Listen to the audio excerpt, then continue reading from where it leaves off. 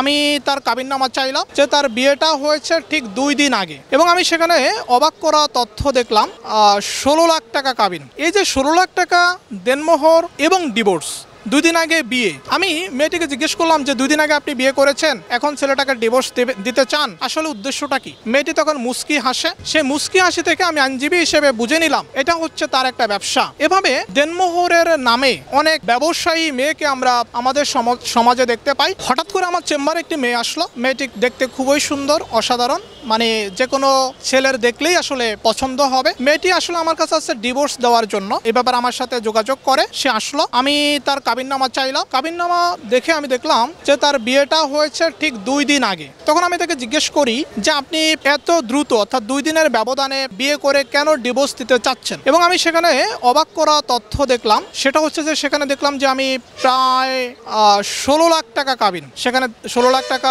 দেনমোহর দেওয়া। এখন দেখেন, এই যে 16 লাখ টাকা দেনমোহর এবং ডিভোর্স, 2 দিন আগে বিয়ে। আমি মেয়েটিকে জিজ্ঞেস করলাম যে 2 দিন আগে আপনি বিয়ে করেছেন, এখন ছেলেটাকে ডিভোর্স দিতে চান, আসলে উদ্দেশ্যটা কি? মেয়েটি তখন মুস্কি হাসে। সে মুস্কি হাসি থেকে আমি আইনজীবী হিসেবে বুঝে নিলাম এটা হচ্ছে তার একটা ব্যবসা। এভাবে দেনমোহরের নামে অনেক ব্যবসায়ী মেয়েকে আমরা আমাদের সমাজে দেখতে পাই। আমার চেম্বারে এরকম অহরহ ঘটনা ঘটেছে যে মেয়েগুলো দেখতে খুবই সুন্দর হয়, খুবই স্মার্ট হয়, তারা কোনো না কোনোভাবে ছেলেদেরকে পটায়, বিশেষ করে যারা বড়লোক শ্রেণীর ছেলে রয়েছেন তাদেরকে পটিয়ে এই দেনমোহরের টাকা নেওয়া হচ্ছে তাদের মুখ্য উদ্দেশ্য। তো আমি আইনজীবী হিসেবে সবাইকে বলবো যারা আছেন এভাবে হুটহাট করে বিয়ের ডিসিশন নেবেন না। মনে রাখবেন যে যারা ফর্সা বা স্টাইলিশ বা যাদেরকে আপনারা সুদর্শনা বলে থাকেন, তাদের প্রেমে পড়ে হঠাৎ করে যদি বিয়ের ডিসিশন নেন, দেনমোহরের পরিমাণ যেটাই হোক এটা কোনো মুখ্য নয়, তাহলে কিন্তু আপনি বিপদে পড়ে যাওয়ার সম্ভাবনাটা বেশি। এটা আমার ওকালতি জীবনের অভিজ্ঞতা থেকে আমি আপনাদের সাথে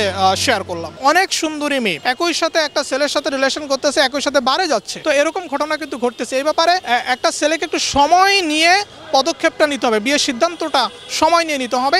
তাহলেই মেয়েটার চাল চলন, ভাবভঙ্গি, কথাবার্তা সমস্ত কিছুতে হচ্ছে ছেলেটা বুঝে ফেলবে যে মেয়েটার উদ্দেশ্যটা আসলে কি। যখনই কোনো ছেলেরা বলে যে আমি আল্লাহর নামে শপথ করে তোমাকে বিয়ে করতেছি বা ঈশ্বরের নামে শপথ করে বিয়ে করতেছি বা ঘরোয়া কোনো পরিবেশে ফ্রেন্ড সার্কেল নিয়ে বিয়ে করে, তখনই মেয়েদের বুঝতে হবে যে এর উদ্দেশ্য খারাপ। যখন বলে যে আমি তো তোমাকে কিছুদিন পরে বিয়ে করব, তুমি একটু অপেক্ষা করো, আমার ক্যারিয়ার দাঁড়াক, আসলে ছেলেটির তখন হচ্ছে ওই বিয়েটা মূল বিষয় না। বিষয়টা হচ্ছে বিয়ের নামে হচ্ছে শারীরিক সম্পর্ক করা। তো এই ব্যাপারে যখনই কোনো ছেলে তাড়াহুড়ো করবে বিয়ের জন্য, বিশেষ করে গোপনে বিয়ে করতে চাবে, বিশেষ করে আল্লাহর নামে ঈশ্বরের নামে শপথ করে বিয়ে করতে চাবে, 1-2জন বন্ধুর সামনে বিয়ে করতে চাবে বা নিজের বানানো হুজুর দিয়ে বিয়ে করতে চাবে, এই ব্যাপারে মেয়েদেরকে সতর্ক থাকতে হবে। যদি সতর্ক থাকে তাহলে এরকম ভয়ানক ছেলে থেকে তারা রক্ষা পাবে।